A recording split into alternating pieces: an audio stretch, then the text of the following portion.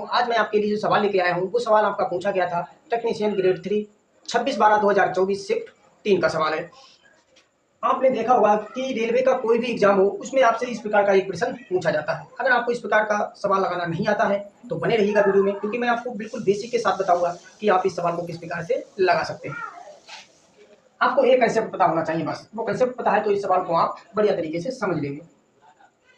एक कंसेप्ट होता है tan theta into cot theta बराबर 1।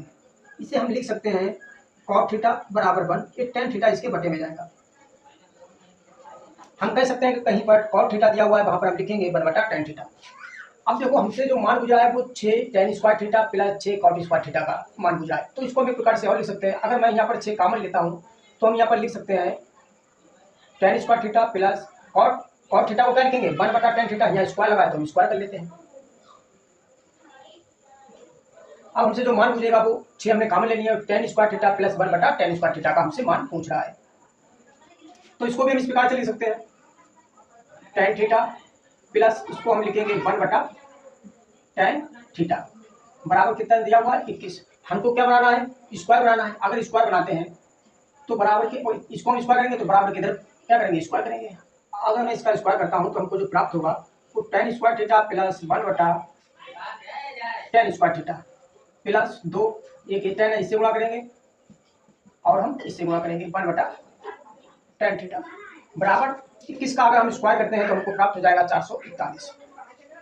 अब हम जो हमको प्राप्त होगा वो होगा tan square theta plus 1/tan square theta. अब इस tan से tan को काट देंगे और 1 से 1 के लिए गुणा करेंगे, 1 होगा, 1 से 2 के लिए गुणा करेंगे तो हमको क्या प्राप्त हो जाएगा 2 बराबर 441। अब हमको जो प्राप्त होगा वो होगा 1/tan स्क्वायर थीटा बराबर 441। 2 उधर जाएगा, माइनस का हो जाएगा। अब हमको जो प्राप्त होगा tan स्क्वायर थीटा है, इसमें से घटाएंगे तो हमको प्राप्त हो जाएगा 339।